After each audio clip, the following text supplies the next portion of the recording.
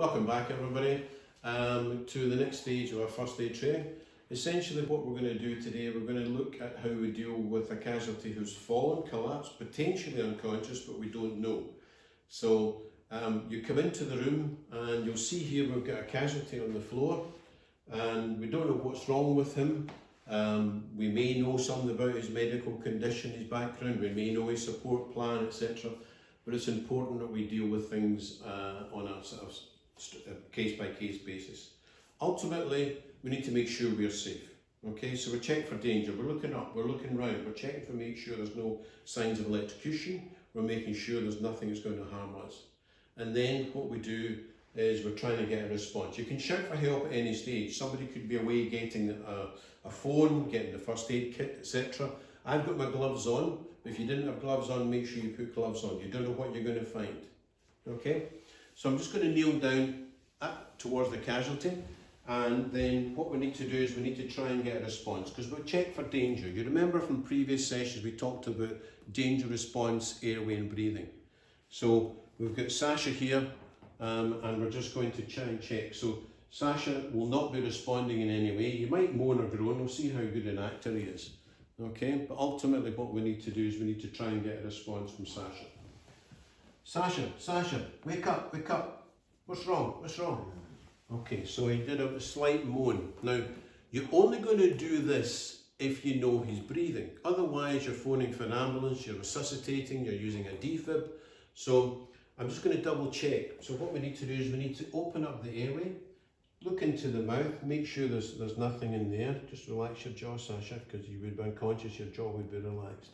And then you're looking into the mouth to check and see if there's anything in there. Don't be tempted to put your fingers in the mouth, okay?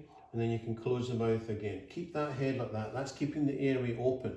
As we said earlier on, we showed you with the accessory, we showed you, the resource we showed you earlier on. And then what we're going to do, we're going to look down the body and we're going to check and feel and see if he's breathing. So I can see his tummy and his chest is moving. Okay, I can feel his breath on my cheek.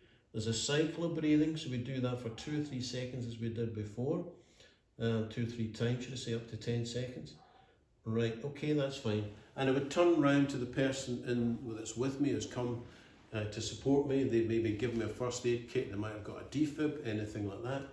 Can they go and maybe phone for an ambulance, please? So you can do that straight away, or you can wait until you've checked him over, but I would err on the side of caution. Somebody who's unconscious on the floor, it's not a natural thing, unless maybe they're prone to seizures, etc, etc. So what we're going to do is we're just going to just check over his head. We'll check the hairline, make sure there's no signs of any bruises, any signs of any blood or anything like that. Checking his ears, making sure there's no fluids coming out of his ears. That might be blood, or indeed it might be synovial fluid, which is like a gungy sort of fluid, which looks a wee bit straw-like phlegm, a bit like Scottish snotter, if you like, that's coming out of the person's nose or out of their ears.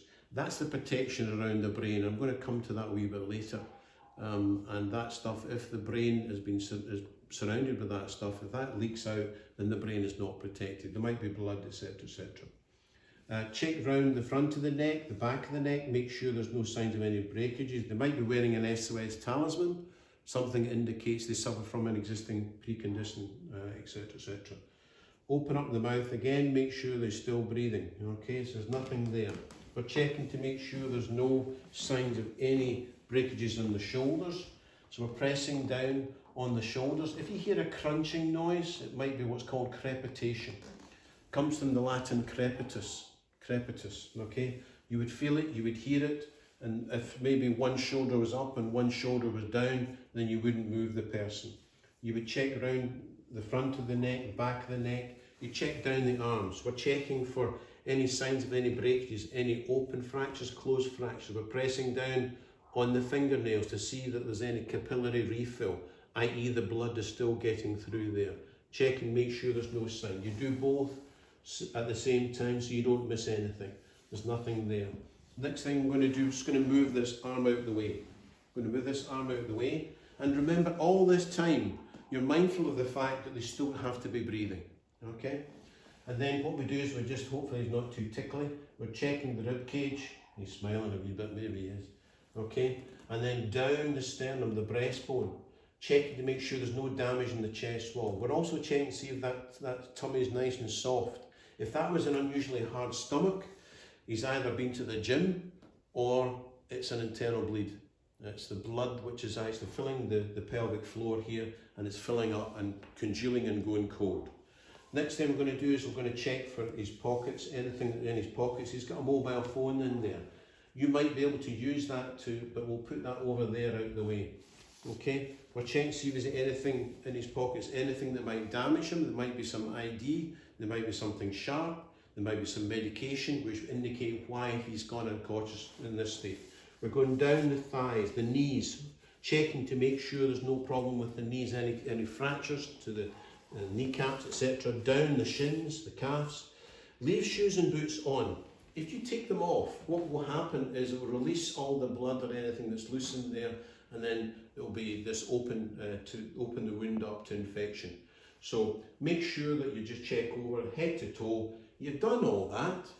If you haven't phoned an ambulance by now, phone, because he's been in this state for too long. If it so happens that the person is breathing okay, you can leave him like that. Don't be too fixated about the recovery position. Ultimately, you need to leave him there for as long as you need to. If you do need to put him into recovery position, this is how you do it. Okay? You put the hand up there, you bring this hand over from the far away side onto his cheek here. You then lift the far away leg up, bend the knee, Sasha, thank you very much. And then roll towards yourself. Never away from yourself, especially if they're on a slope. Think about that. Okay? And then open up the airway there, bring this hand up underneath the head. Okay, so it's a wee sleeping position. Now we can check the spine, we can check the back, we can check the pelvis. There could be a sign earlier on that there was fluid around the pelvis region. You would definitely not move them then because you could cause more damage. Okay? It could be a burst bladder, etc., etc. And you leave them there until the paramedics come. So that completes the head to toe check, secondary survey, and we'll see you in the next stage. Thank you very much.